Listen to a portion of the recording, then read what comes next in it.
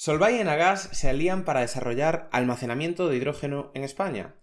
Como sabéis, la red troncal de hidrógeno no solo deberá de transportar hidrógeno, sino también de almacenarlo. Y para eso no hay mejor solución que las cavidades salinas, las cuales permiten hacer este almacenamiento en grandes cantidades y a costes muy pero que muy asequibles. Así que, por nuestra parte, buenas noticias y más pasos hacia un hidroducto que va a cambiar por completo el panorama del hidrógeno en España. Y antes de saltar al episodio, comentar dos novedades por nuestra parte. La primera, como muchos ya lo habréis recibido, este mes hemos creado nuestra primera newsletter donde compartimos noticias, análisis y novedades del sector, la verdad, con una acogida que no nos esperábamos y que nos tiene muy pero que muy contentos. Si queréis recibirla, entráis en LinkedIn, tenemos allí publicado el link para registraros, o también mismamente en nuestra web, entrando en Atlantic Academy, para leer los artículos, pues tenéis que introducir el correo electrónico y ahí ya directamente os enviaremos la newsletter a vuestros correos. Y punto número 2, también los que nos seguís en LinkedIn sabéis que desde hace bastante tiempo estamos trabajando en un proyecto que nos tiene muy ilusionados, Digi, que es un software que os va a permitir a todos hacer diseños y precertificar plantas de hidrógeno y derivados, ahorrando tiempo y sacándole mucho pero que mucho partido a esta herramienta.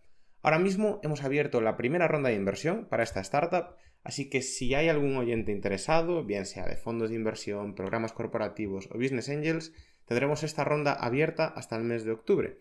Así que os animamos a contactarnos si es algo que os pueda llamar la atención. Y ahora sí que sí, empezamos con el episodio. Yo soy Bryce Arminio. Y yo soy Javier Pollos. Bienvenidos al podcast del hidrógeno, un espacio de Atlantic, donde te ayudamos a desarrollar proyectos de hidrógeno, de captura de CO2 y de combustibles derivados, prestando servicios de consultoría, ingeniería, preparación de ayudas y formación. ¡Empezamos!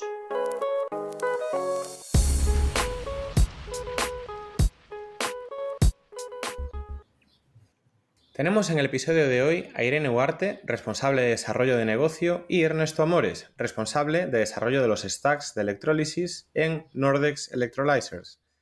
Bienvenidos ambos al podcast del hidrógeno. Gracias. Muchas gracias. Muchas gracias. Bienvenidos a ambos, un placer que estéis aquí con nosotros hoy. Antes de empezar, nos gustaría que os presentarais, tanto uno a vuestras carreras profesionales como a la empresa que representáis, a Nordex. Bueno, lo primero, muchas gracias por darnos la oportunidad de tener esta conversación con vosotros y con vuestros oyentes. Yo soy Irene Huarte, directora de desarrollo de negocio de Nordex Electrolyzers.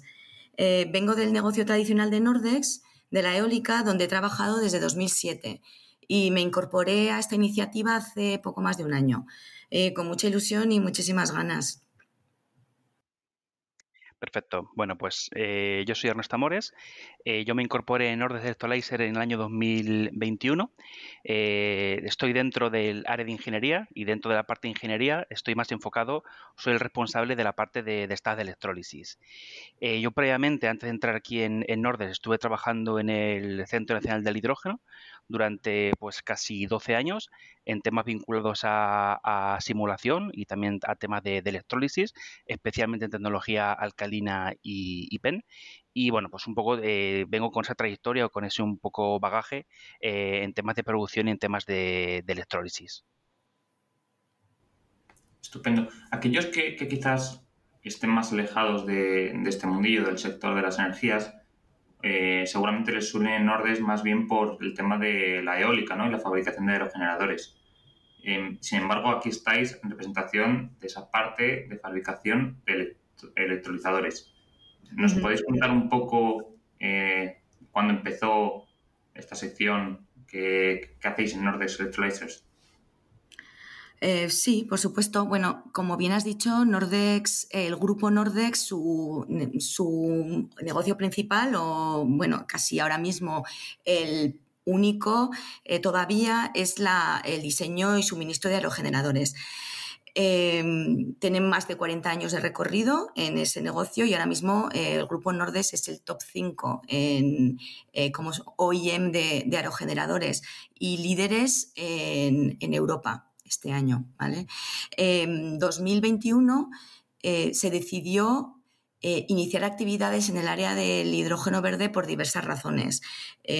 Primero, porque creemos mucho en el hidrógeno como vector energético de por sí, y segundo también porque pensamos que va a ser un gran generador de demanda de nuestro negocio tradicional, que son las renovables. Entonces, iniciamos esta aventura en 2021. Tenemos un gran departamento de ingeniería con muchísima experiencia en diseño de equipos industriales. Tuvimos que incorporar el conocimiento electroquímico, que es el que nos trajo el equipo de Ernesto desde el Centro Nacional del Hidrógeno.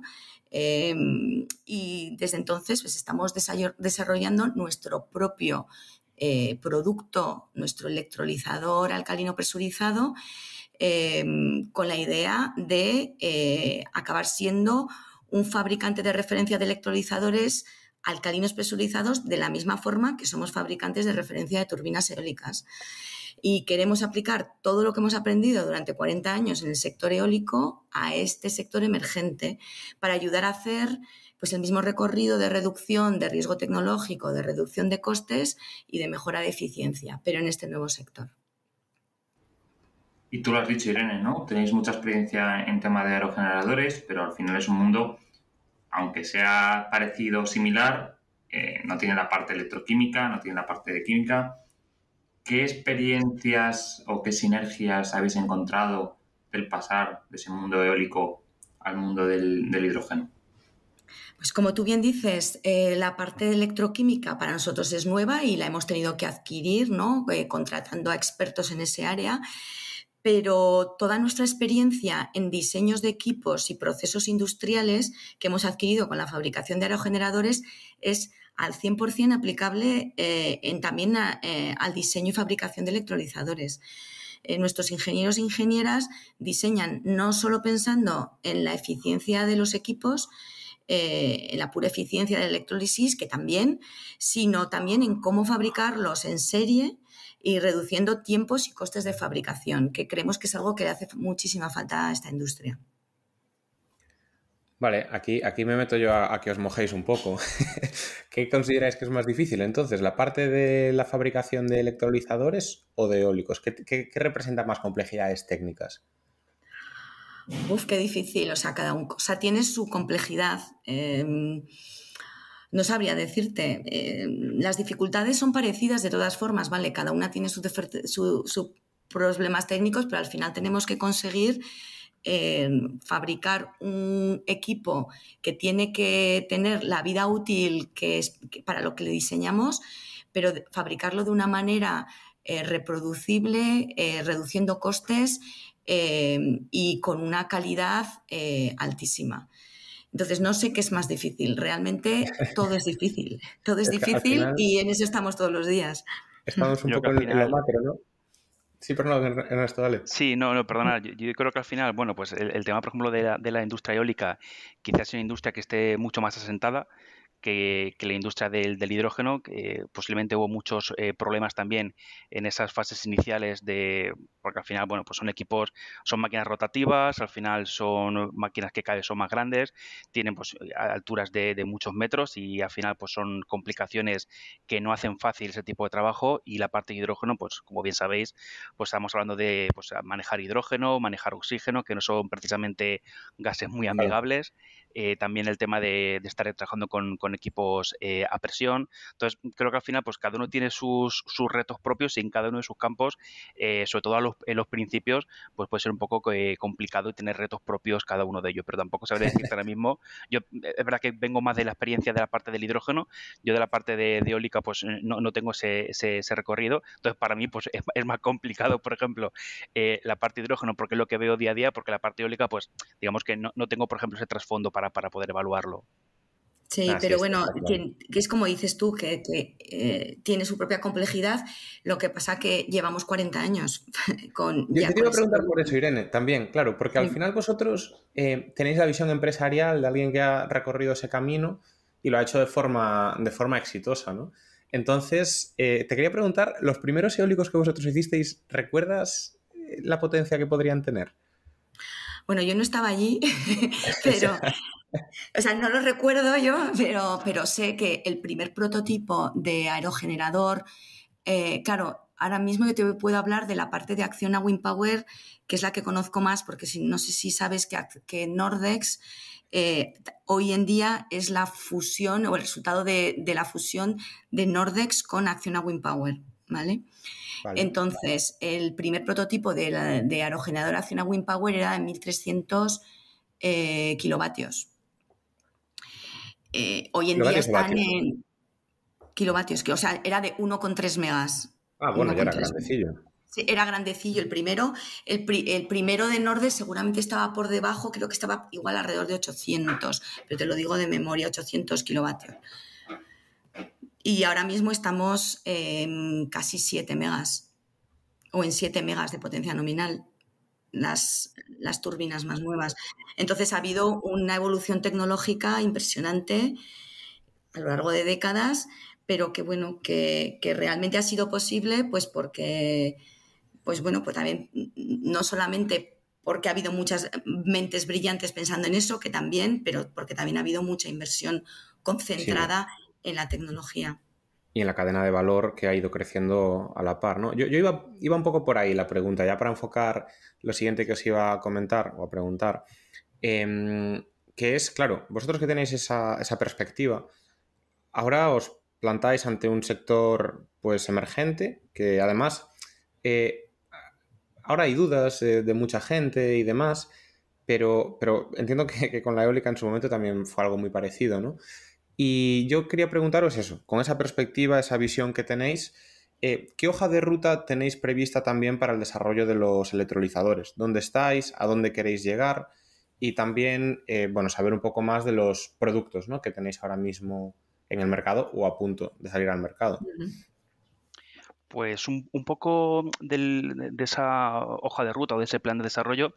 Claro, nosotros cuando comenzamos en 2021, una de las primeras cosas que marcamos era un poco qué tipo de potencias íbamos a tratar de seguir con los años para ir un poco ampliando estos sistemas, su capacidad y su producción. Entonces, inicialmente cuando arrancamos en 2021 sí que marcamos como 4 grandes fases. Una primera fase que era hacer un prototipo de 50 kilovatios, que fue algo que hicimos entre el 22 y el 23.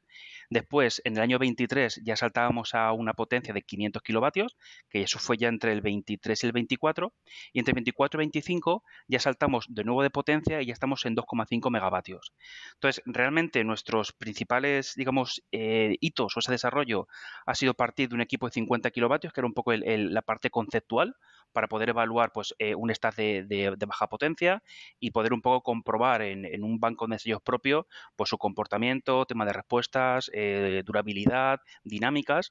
Y una vez que teníamos validado, digamos, ese primer prototipo de 50 kilovatios, ya saltamos al de 500. Es verdad que esos saltos han ido de año en año. Hemos saltado de un año a otro de 50 a 500 y de 500 a 2,5 megavatios, que es el que estamos a día de hoy planteando, que digamos sería nuestro penúltimo paso, porque justo ya el siguiente, que ya haríamos entre el 25 y el 26, ya sería, digamos, el módulo final. Digamos que nosotros ahora mismo estamos ensamblando el equipo de 2,5 megavatios y la idea es que a futuro lo que tengamos sean módulos de 10 megavatios que van a estar conformados por 4 stacks de 2,5 megavatios y un balance de planta común. Digamos que sería como el módulo final. Por supuesto, también imaginaos en toda esta fase de desarrollo y sobre todo en los inicios, pues hay una parte muy, muy importante de I+D que continúa durante todos los años. Por el mismo tiempo que vamos escalando, por ejemplo, en tamaño o en potencias, surgen muchos retos que pues tenemos que ir abordando, forman parte de esa I+D, también Yo te conseguir quería preguntar eso, solventarlo. Ernesto. Sí, Yo te quería preguntar eso, porque a medida que estás hablando, digo, es que os habéis hecho un por 10 y después un por 5 en eso crecimiento es. de los equipos. Sí. Eso es, quiero decir, ¿es los fundamentos que funcionan para un tamaño funcionan para otro? ¿O qué cosas veis que son sensibles, qué retos surgen a la hora de hacer este escalado? ¿Y por qué os habéis lanzado con tanta seguridad un por 10 y después un por 5? O sea, también un poco el objetivo era intentar tener, digamos, una potencia cercana a mercado en un tiempo lo más corto posible. Entonces, lo que sí veíamos importante era que antes de llegar al producto final de 2,5 megavatios, teníamos que hacer diferentes pasos para validar o para confirmar esos resultados. Entonces, como bien comenta, de hecho, de laboratorio o escala monocelda o de pequeño stat a un 50 kilovatios, ya se ven grandes diferencias. O sea, no es lo mismo, por ejemplo, cómo se comporta un electrodo o su eficiencia a nivel de monocelda, donde todo está muy controlado. Es decir, acá en el laboratorio tú fijas muy bien la temperatura, fijas muy bien el caudal, fijas muy bien muchas variables que según va aumentando la potencia ya va siendo más complejo de mantener. Entonces nosotros, por ejemplo, del 50 al 500 kilovatios, lo que hicimos fue mantener un stat con el mismo número de celdas y aumentar el diámetro. De modo que aquí el Ajá. objetivo era evaluar, por un lado, cómo cambia la eficiencia de los electrodos en el escalado y, por otra parte, los retos de gestión térmica o de fluidos que surgen de aumentar pues, una área activa de 0,6 metros que teníamos en el de 50 kilovatios a pues, 1,5 metros que tenemos en el de 500. Entonces, el objetivo inicial fue validar, pues manteniendo el número de celdas, aumentar diámetro. Justo ahora, en el 2,5, lo que estamos haciendo es, pues ya tenemos el diámetro final seleccionado, hablamos de un diámetro de entre 1,4 y 1,5, y ahora lo que hacemos es apilar más celdas y multiplicar por 5 ese tamaño, con el objetivo de intentar evaluar en un gran sistema cómo se comporta a nivel de gestión térmica y gestión Térmico, ¿no? fluidodinámica, incluso de cargas mecánicas, todo el conjunto. Entonces, por eso un poco fueron esas fases y el motivo por el cual se eligieron esas potencias. Vale, pues qué interesante. Bueno, lo único, para completar la respuesta, o sea, todos estos prototipos no son productos. Realmente el producto comercial, el primer producto comercial que le hemos llamado NX 2500 es el electrolizador de 2,5 megavatios, que tendrá una producción de unos 45 kilos de hidrógeno por hora. Luego vamos a tener otros dos productos comerciales, que es el NX 5000 y NX 10000, de 5 megas y 10 megas respectivamente, que son módulos que se conforman combinando stacks de 2,5 con un BOP común. Entonces el de 5 con 2 stacks de 2,5 y el de 10 megavatios con 4, ¿vale? Entonces, eso va a ser nuestros productos comerciales. El de 500 kilovatios era un prototipo para experimentar y probar conceptos de diseño y no es producto. El producto es el que estamos ensamblando ahora, el de 2,5 megavatios. O sea, ese es el producto más pequeño, ¿no? O sea, vuestro equipo Eso más es. modular o más pequeño sería el de 2,5. Eso es. Y bueno, no sé si se puede llamar modular o es parte de un producto final más grande. Lo vamos a comercializar por separado también, el stack de 2,5 con su BOS o con su BOP para el de 2,5. Tendremos luego el producto NX 5000, que será 2 stacks de 2,5 con su BOP común, y tendremos el NX 10000, que será 4 stacks de 2,5 con su BOP común. El diseño del BOP o del BOS, mejor, ¿no? Me vas a corregir, Ernesto, igual no estoy diciendo bien, pero el diseño del BOS también es nuestro. Vale. Vale. Eso es, de ahí, de hecho, otro reto importante también en todo este desarrollo, claro, nosotros partimos de un prototipo de 50 kilovatios, como comentamos, y un banco de ensayos. Entonces, claro, hemos seguido evolucionando, digamos, ese banco inicial a un balance de planta y un balance de stack para el de 500 y para el de megavatio. Como comenta Irene, en el de 5 megavatios y en el 10 megavatios es un balance de planta compartido, común, y por lo tanto, ahí también hay muchos retos en cuanto también a la gestión pues, de mayores potencias y sobre todo también de cómo operar o cómo hacer funcionar esa clase de sistemas. Muchas veces se habla, por ejemplo, de tener un equipo que trabaje al 50% o al 100%. Al fin y al cabo, ese BOS tiene que permitir una adecuada gestión entre los diferentes stacks que tenemos en la planta, un poco pues para poder optimizar también su funcionamiento, y es otro reto más que nos vamos a encontrar. O sea, con ese producto, digamos, de 10 megavatios, ¿no? Con 4 stacks. Al final, muchas veces hablamos de la flexibilidad de un sistema o de un equipo y parece que solo pensamos en el stack, pero muchas veces puede ser hasta el balance de planta, ¿no? El que haga de límite inferior. todo eso, claro, lo estáis trabajando ya, entiendo, para poder maximizar, o realmente ahí tampoco le veis tanto valor, porque al final tienes un sistema de 10 megavatios, pero lo que tienes son 4 stacks, por tanto, si cada stack puede funcionar, vamos a decir, al 20%, pues ya estás con 400 kilovatios de mínima. ¿Eso vuestro balance de stack lo puede manejar también?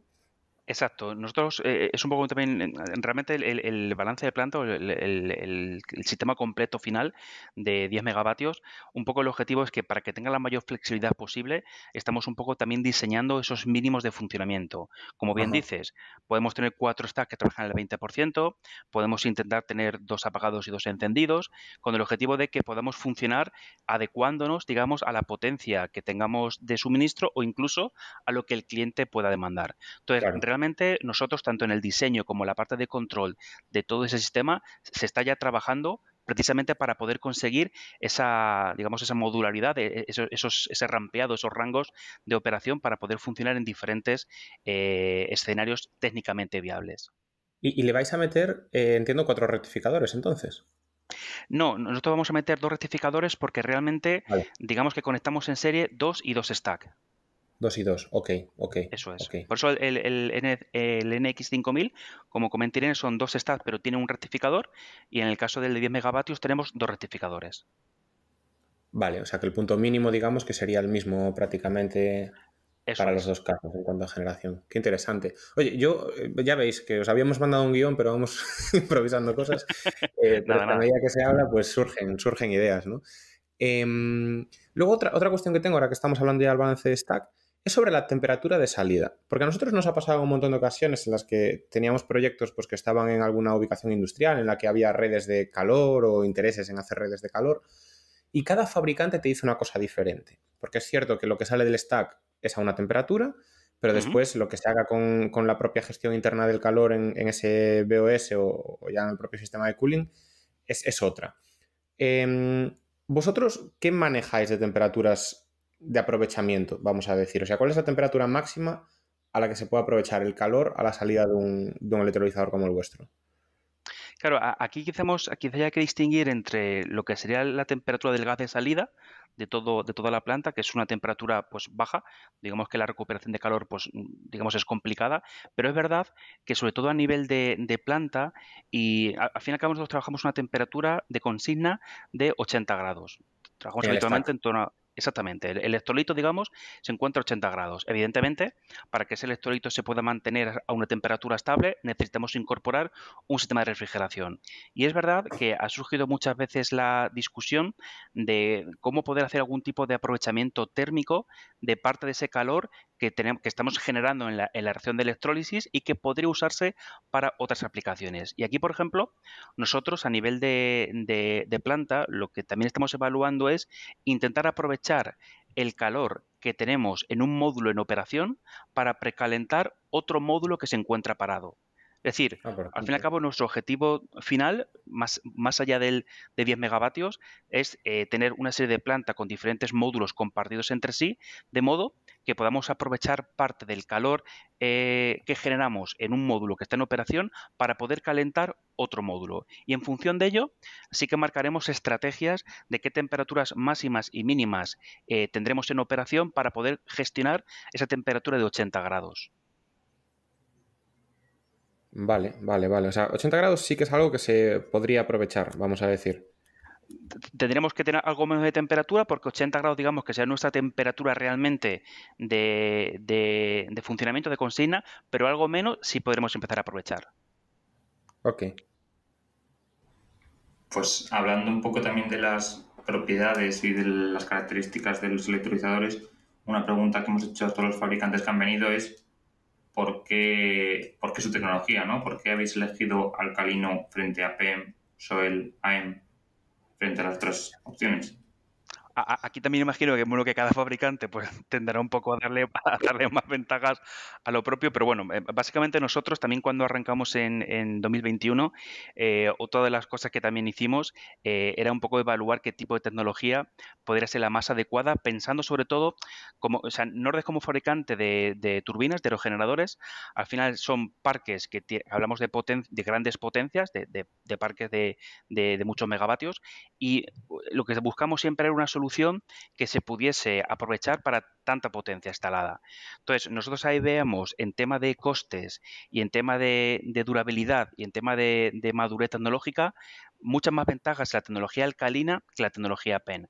Al fin y al cabo, para poder montar una planta de cientos y cientos de megavatios, la tecnología alcalina nos permite o nos da una cierta flexibilidad en cuanto a un menor CAPEX, por el mero hecho de no tener que utilizar metales preciosos y otros componentes que pueden ser complejos, y también la duración, digamos la durabilidad o la vida útil de los equipos, pues también es un punto muy importante. Luego, por otro lado, también imaginaos por ejemplo, en un parque eólico, pues también hay una gran extensión de terreno, donde digamos que la superficie pues tampoco tiene por qué ser un problema o no tiene por qué ser limitante, ¿no?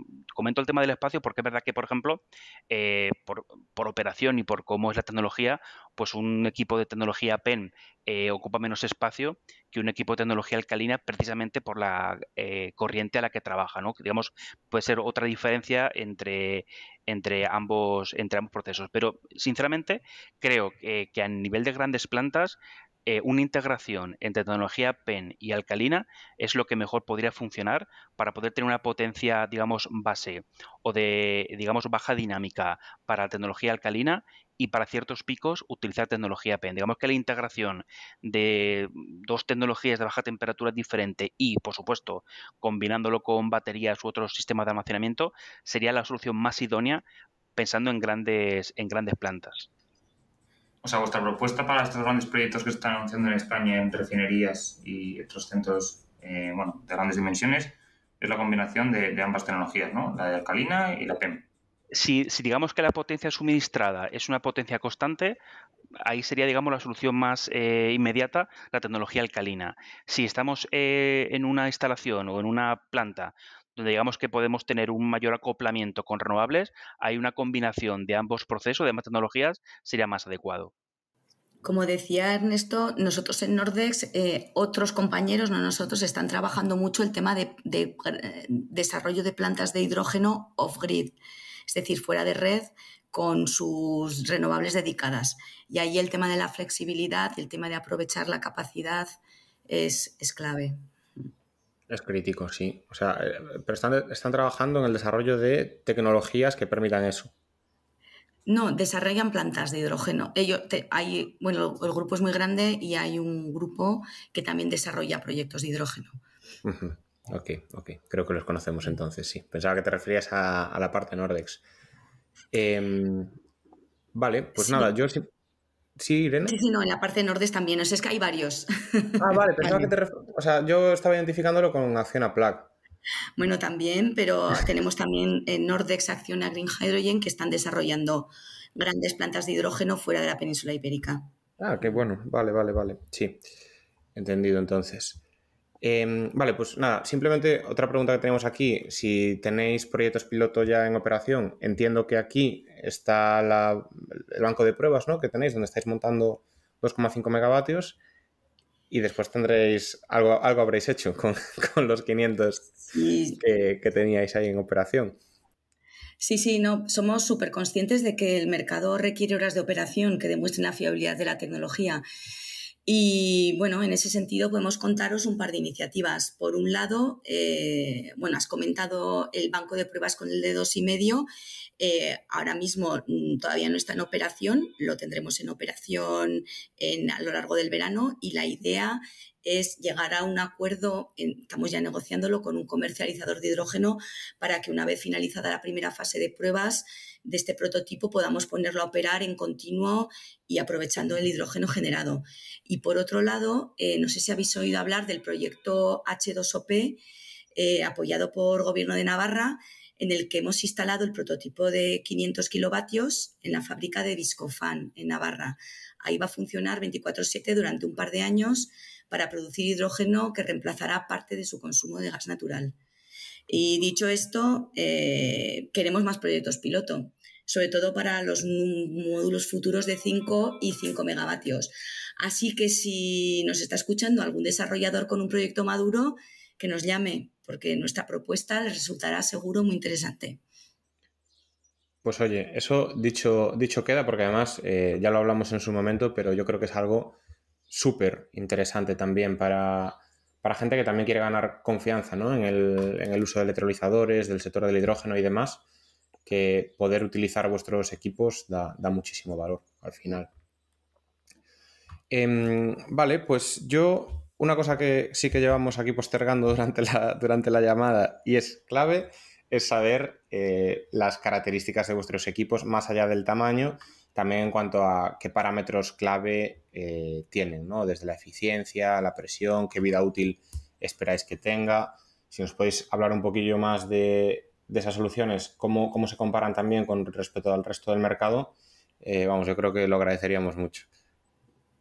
Vale, pues nada, nosotros, por ejemplo, cuando arrancamos con el primer prototipo de 50 kilovatios, uno de los hitos fundamentales era marcar qué tipo de eficiencias y qué tipo de densidad de corriente íbamos a poder trabajar, teniendo en cuenta al final que al fin y al cabo, pues corriente es hidrógeno producido y sería importante poder aumentar esa densidad lo máximo posible. Nosotros a día de hoy en el prototipo de 2,5 megavatios y lo que posteriormente será la serie, estamos trabajando con equipos que llegan hasta los 600 miliamperes centímetro cuadrado como densidad de corriente en operación. Sí que es verdad que tenemos una importante fase de I+D. De hecho, estamos continuamente evaluando nuevos electrodos y nuevas mejoras que nos permitan aumentar aún más la corriente, pero a día de hoy lo que sí hemos podido probar en condiciones de Ernesto, perdona funcionamiento... por cortarte, Sí, no lo hacéis sí. vosotros, ¿verdad? Desarrollo de diafragma, desarrollo de electrodos, eso no lo hacéis vosotros. Nosotros sí que trabajamos en diferentes proyectos de investigación para el desarrollo de esa clase de electrodos, pero directamente nosotros no lo Vale, desarrollamos. vale. ¿Vale? Vale, Con los perdona que te diafragmas, corté. exacto, los diafragmas lo mismo. Entonces, nosotros un poco con esa densidad de corrientes con la que estamos a día de hoy trabajando, esperamos poder aumentar esa densidad de corriente aún más con el paso del tiempo. Respecto al equipo, bueno, es un equipo presurizado. En nuestro caso, la presión de funcionamiento son 18 bar. La temperatura, como os comentaba, son 80 grados de operación en la parte del STAT, en la parte del electrolito. Y a día de hoy, en cuanto al consumo energético, pues al final, pues como sabéis, pues depende mucho del punto de la curva en la que estemos haciendo esa clase de comparaciones. A día de hoy estamos hablando de que un consumo en condiciones nominales estaría en torno a los 53-54 kilovatios hora kilogramo, pero estamos por debajo de los 50, que se marca muchas veces como KPI o como objetivo a futuro cuando trabajamos a bajas corrientes, es decir, cuando trabajamos a cargas parciales. Y en cuanto a la Estamos durabilidad, hablando que de también... consumo de stack, ¿verdad? Exacto, eso es. Y luego, en cuanto al tema de la durabilidad, bueno, también como sabéis, muchas veces se habla de una degradación determinada por año o por cada 1000 horas de operación.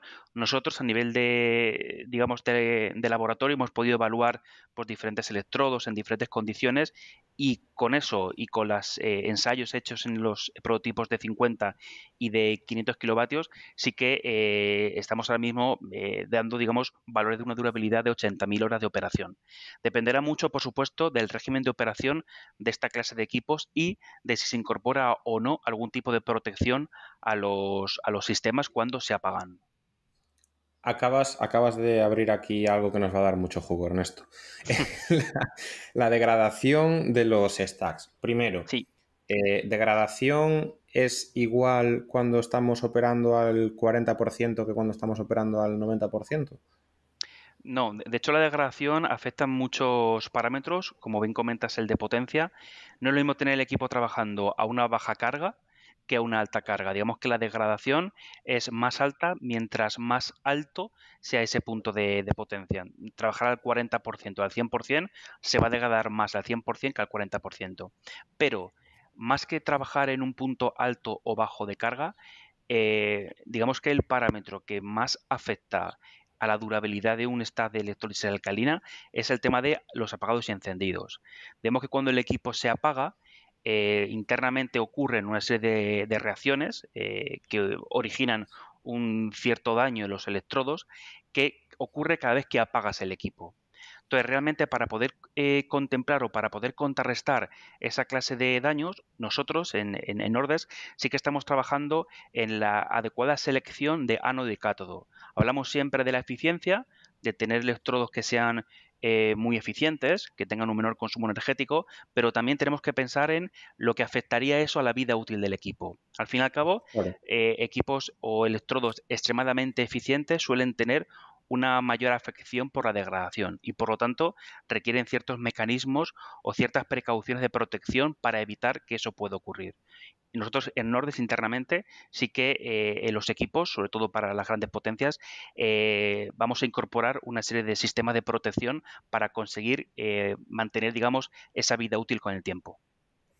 Qué interesante. Estos sistemas de protección, entiendo que no los podréis comentar, pero ¿tienen más que ver con cómo operas, mantienes caliente y demás? ¿O con el hecho de que siempre haya un remanente de corriente, aunque sea un mínimo, y de De hecho, generación? va justo con esos dos puntos. Va uno con el tema de la condición de operación, es decir, de la temperatura, presión y caudal, que son tres parámetros claves justamente en esos apagados. Y por otro lado, en conseguir una cierta corriente de protección mínima que garantice o que evite, digamos, que se produzcan esa clase de efectos. Y la tercera pata es realmente que cuando selecciones un cátodo, digamos que no todos los electrodos son igual de válidos para todas las aplicaciones. No es lo mismo un electrodo para un equipo que va a funcionar en continuo al 100% durante 10 años a un equipo que se va a estar parando y encendiendo durante cada día 10 años. Digamos que son diferentes estrategias y la selección de ese ánodo cátodo va a depender esencialmente de la aplicación que vaya a tener ese equipo. Ostras, pues eso nunca lo he visto en conversaciones ya con fabricantes, ¿eh? Y me parece fundamental. Quiero decir, es una propuesta de valor diferencial el poder tener un producto que funciona mejor para A o para B. O sea, nosotros estamos de acuerdo con que va a haber muchos proyectos que están conectados a la red, incluso funcionando 100%, sin generar simplemente hidrógeno renovable, sino una mezcla de hidrógenos. Pero después Eso es. también vemos que, sobre todo con el hidroducto, que no nos cansamos de decir que es fundamental y es necesario, es un sí o no, ahí va a haber muchos proyectos, como comentabais antes de vuestros compañeros, ¿no? En off-grid. Entonces, vamos, que no había escuchado esto de un mismo fabricante y me parece fundamental. De hecho, nosotros lo vemos como un reto importantísimo por eso, porque nosotros mismos tenemos internamente pues diferentes modelos predictivos de la parte más de degradación y sobre todo, digamos, de lo que vemos en operación de esta clase de equipos. No es lo mismo que tengas un equipo al 100% operando durante todo el tiempo, que no requiere ni protección, digamos, de externamente, a un equipo que tenga esas fluctuaciones y que, por lo tanto, sí que requiera un mayor cuidado para evitar esa degradación. Claro. Y luego está la tercera derivada, que es, igual prefiero tener que cambiar los cátodos y los ánodos a los 8 años porque los nuevos que vienen son mucho más eficientes y lo que me ahorro de energía ya me compensa, ¿no? Puede ser, sí. Hay un montón de cosas ahí a ver. Porque en la electrólisis alcalina, que siempre me confundo, es el ánodo, ¿verdad? El que sobre todo hay que cambiar, que se degrada con el oxígeno. Realmente, por ejemplo, cuando digamos que una es la reacción limitante, pero cuando tú apagas el equipo, realmente el que sufre aquí es el cátodo. Es el cátodo. Realmente, sí, digamos que las corrientes o los procesos internos que ocurren durante el apagado, realmente el que al final, digamos, el que sufre o el que se deteriora precisamente por ese apagado es el cátodo. Ajá. O sea, tenemos por Vale, un vale. lado lo que es el electrodo limitante en la reacción y por otro lado el que sufre en los apagados. Vale, pues sí que recuerdo en un proyecto haber visto bueno, ya después de tener los equipos que se habían comprado, instalado y demás, la guía, ¿no? De refurbishment del fabricante. Y me sorprendía mucho porque decía eso, decía, oye, abrimos el equipo, observamos visualmente daños, deterioros y demás, tiramos el ánodo y es que igual me estoy confundiendo yo, igual se tiraba el cátodo y ponían el ánodo en el lugar del cátodo. Algo así era. Va, va- va- Pero bueno, va a muy depender, ¿eh? curioso.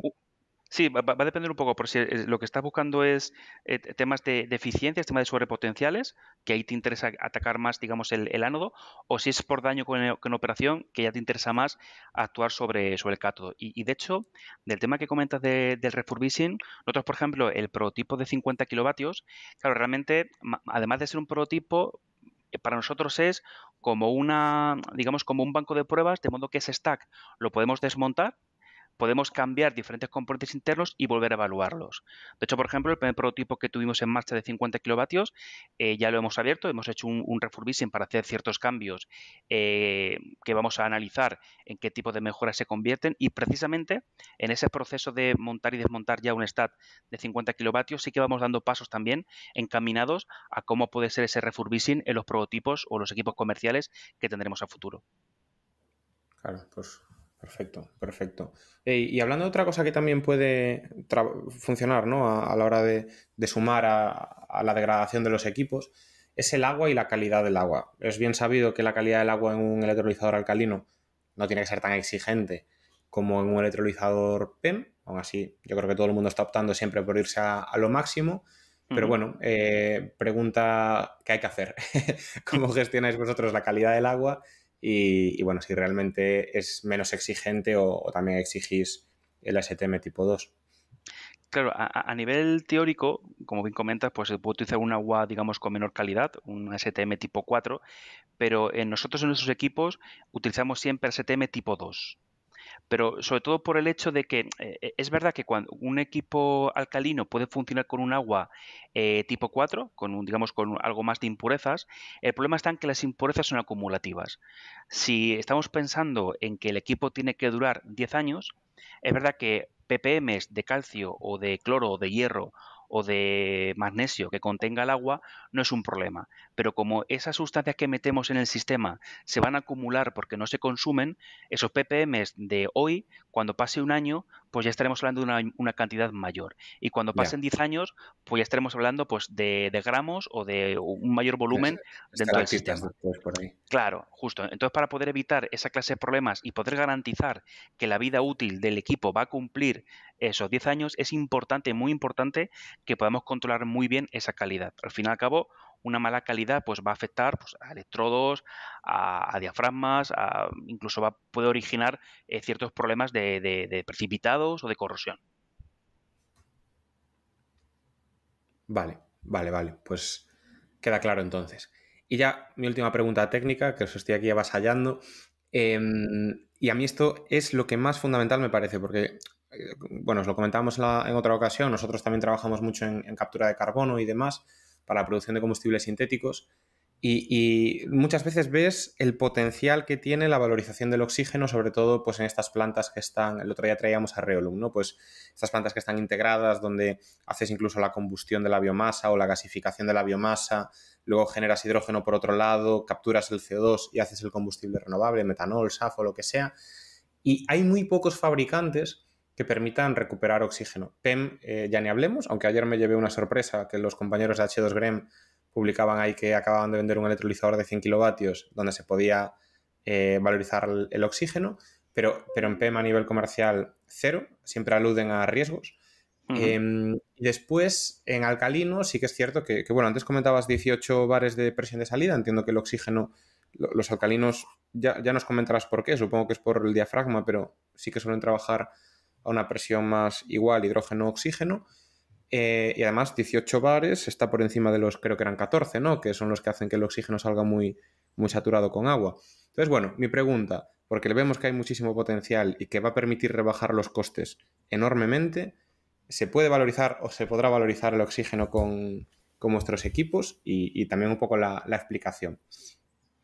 Vale, es cierto que nosotros a día de hoy todo, digamos, el tren de purificación del balance de planta va muy orientado al hidrógeno, porque al fin y al cabo es un poco el gas prioritario que nosotros analizamos en el sistema, pero es verdad que de hecho alguna vez ha surgido también la oportunidad de poder intentar aprovechar el oxígeno. Nosotros a día de hoy el oxígeno no lo estamos aprovechando, de hecho no tenemos un sistema de tratamiento, de secado, purificación de ese oxígeno aguas abajo de la planta, pero es verdad que si a nivel económico y las cuentas salen para un proyecto, nosotros estaremos también en la posibilidad de poder utilizar el oxígeno que estamos produciendo. No sería un problema.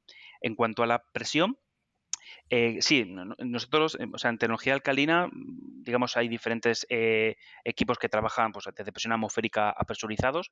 En nuestro caso, precisamente porque utilizamos es un diafragma al final, lo que tenemos entre los electrodos es un medio, digamos, que tiene cierta porosidad y, por lo tanto, cualquier diferencia de presiones puede hacer que haya una mezcla de gases. Por eso es crítico que la presión sea la misma en la cámara catódica que en la cámara anódica, motivo por el cual nuestro oxígeno saldría a 18 bar y el hidrógeno lo mismo. Pues eso es más que interesante. Yo creo que además lo que comentabas de sistemas de acondicionamiento del oxígeno, en estos casos de la oxicombustión no suele ser tan exigente, ¿no? Como puede ser, por ejemplo, luego el hidrógeno para meter a un reactor o lo que sea. Vamos, yo creo que ahí vais a trabajar un montón seguro ahora cuando, lógicamente, los proyectos vayan avanzando. Eso es, aquí es eso, es más un análisis técnico y económico de realmente cuánto te podría o cuánto conseguirías ahorrar respecto a otro suministro de oxígeno, pero por supuesto eso está dentro de la ecuación de poder analizarlo y poder plantearlo. Pues si os parece, salimos ya de las preguntas técnicas, que la verdad que han estado muy bien respondidas. Pasamos también a preguntas más de empresas, ¿no? y de servicios. Y yo tenía aquí un par apuntadas para que nos las aclaréis. La primera de ellas es, ¿cuál es vuestro alcance? Si solo vendéis el equipo o también desde Nordes ofrecéis contratos de operación, mantenimiento de las plantas. Pues me encanta que nos hagas esta pregunta porque los servicios son seguramente lo que más nos va a permitir diferenciarnos respecto a otros fabricantes. O sea, tened en cuenta que Nordex tiene una estructura de servicios muy potente con más de 4.000 técnicos repartidos en 45 países del mundo. Y la idea es aprovecharla para dar un servicio cercano y de calidad también en las plantas de electrólisis. Hoy se dedican solo a los aerogeneradores, pero la idea sería que pudieran también dar servicio a los electrolizadores. Y en ese sentido estamos orientando nuestras ofertas, hablando también en interno con el equipo de service y estamos trabajándolo ya. Entonces, la idea es eso, es dar un abanico de servicios amplio, no solamente en la fase de operación y mantenimiento, sino incluso en la fase de diseño y construcción de la planta. Vale, todavía no los estáis haciendo porque no hay plantas, ¿no? Pero lo vais a ofrecer dentro de vuestro catálogo. Pero bueno, lo estamos trabajando ya para precisamente esta planta de piloto de 2,5. La idea será que la operen técnicos del equipo de service, no técnicos de Nordex Electrolyzers. Y ya ir preparando, bueno, estamos preparando ya lo que es toda la estructura de este tipo de servicios. Y la idea sería darle al cliente lo que necesite, porque todos los proyectos no son iguales. Los proyectos pequeños seguramente no necesitan, no requieren o no soportan tampoco un contrato demasiado completo, ¿no? Y con un contrato de mantenimiento periódico pues sería más que suficiente, y en cambio pues habrá clientes con plantas grandes que quieran olvidarse totalmente de toda la problemática de operar y mantener, y ahí también nosotros podríamos dar un servicio muy completo de operación y mantenimiento.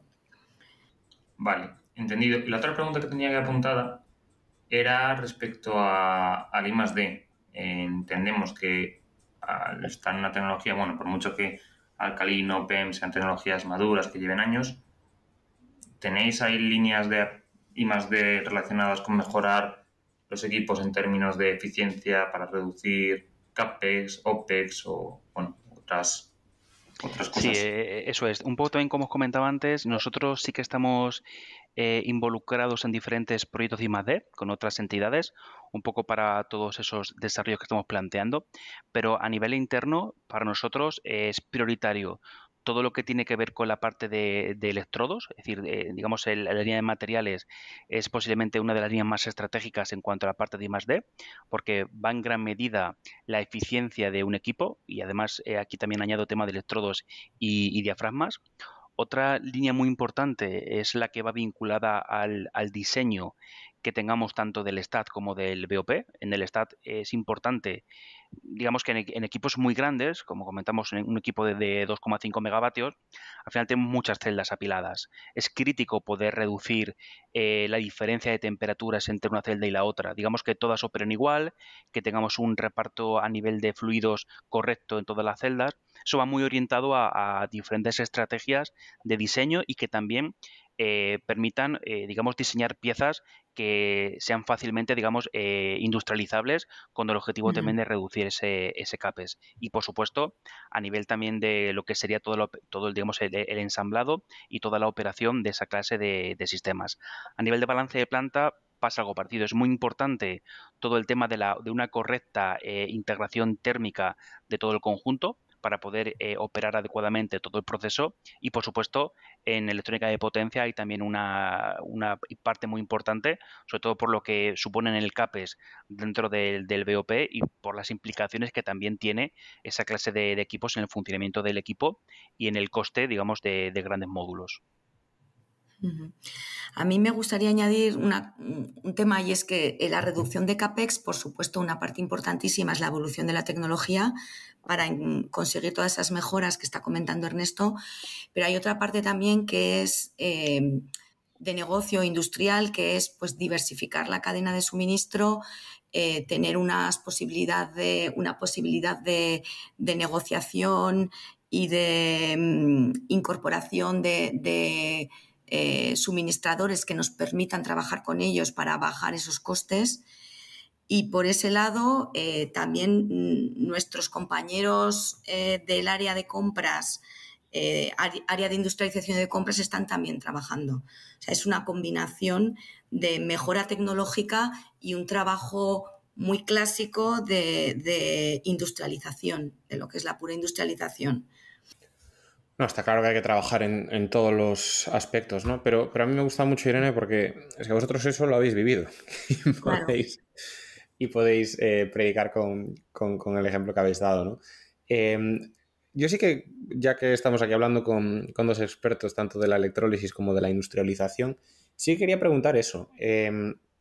¿Hasta dónde veis que se puede llegar, si os atrevéis a dar una cifra, tanto en cuestiones de costes, que aquí es que ya no solo el stack, ¿no? Sino que nosotros, por ejemplo, una cosa que vemos, esto quizás a vosotros no nos toca tan de cerca, es que los EPCistas, por ejemplo, te meten unas contingencias enormes. O sea, estás hablando de plantas de producción de hidrógeno que igual tendrían que valer 400, 500 euros por kilovatio menos de lo que están ofertándose hoy en día el EPC completo, ¿no?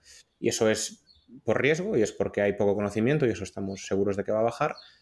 Pero bueno, también a nivel de electrólisis, entender hasta dónde creéis que pueda llegar el coste de los equipos y también las eficiencias, ¿no? Porque se habla mucho de aumentar X valores, pero bueno, los técnicos que estáis ahí y que conocéis muy bien de qué van estos equipos, pues seguro que lo podéis decir mejor. Sí, bueno, yo un poco por empezar por el tema de la eficiencia, al final, eficiencia y coste, digamos que no siempre van de la mano, ¿no? Al final puedes conseguir o mejorar mucho más la eficiencia incorporando, no lo sé, por ejemplo, metales preciosos o utilizando otro tipo de electrodos que te permitan mejorar mucho la eficiencia, pero por supuesto eso penaliza, digamos, mucho ese coste del equipo. Al final, digamos, el LCOH o el valor, digamos, el elevado del hidrógeno, pues un poco nos puede dar una idea de por dónde puede ir el mercado. Sí que es cierto que a veces cuando hablamos también de la eficiencia o del consumo energético, también es importante cuando se dan cifras, digamos, a veces como mágicas, ¿no? De tanta eficiencia, es también ver en qué margen o en qué contorno o contexto estamos comparando esos valores. O sea, muchas veces, por ejemplo, tú comparas diferentes fabricantes y ahí ves que no todos han seguido la misma norma o el mismo criterio de valoración de esa eficiencia, por ejemplo. Hay equipos, o sobre todo los equipos europeos, nos basamos mucho en lo que marca la ISO 22734, que es un poco la que, digamos, es el estándar o se convertirá en el estándar para fabricación de equipos de electrólisis, pero, por ejemplo, otro mercado más fuera de Europa, pues utiliza otro tipo de normas donde, por ejemplo, pues asume pues una eficiencia 100% de Faraday, que implica pues que tienes un valor un 10 o un 15% de eficiencia más alto de lo que realmente tienes. Entonces, creo que una parte importante antes de poder determinar a qué eficiencia o a qué coste podemos llegar es que todos los fabricantes al final definan un marco común, que exista, digamos, una normativa, una regulación común en el que dar esa clase de valores. Pasa lo mismo con el CAPEX. Cuando muchas veces, por ejemplo, Clean Hydrogen habla de para 2030 que el precio completo de un sistema tiene que estar en 400 euros kilovatio, o menos de 400 euros kilovatio, o una corriente de 1 amper centímetro cuadrado, la letra pequeña pues te indica qué incluye y qué no incluye esos costes o ese contorno, ¿no?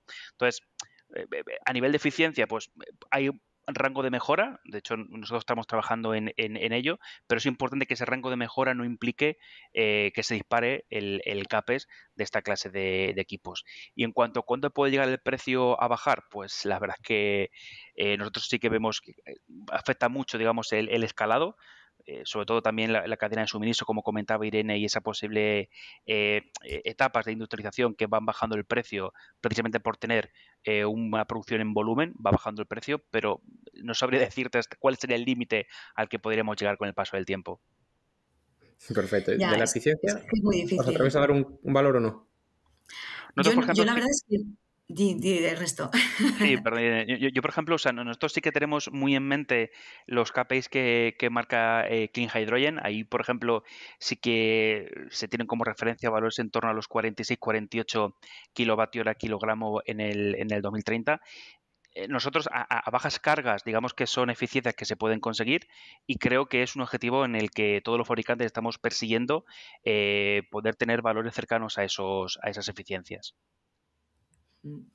Yo iba a contestar de una forma mucho menos razonada y mucho menos técnica, pero más desde la experiencia personal de haber visto la evolución de otras tecnologías como la eólica o la solar. O sea, creo que esta industria está en sus inicios, en su infancia, y que, como decíamos antes, la concentración de talento e inversión permitirá mejorar la eficiencia y los costes mucho más allá de lo que hoy creemos posible.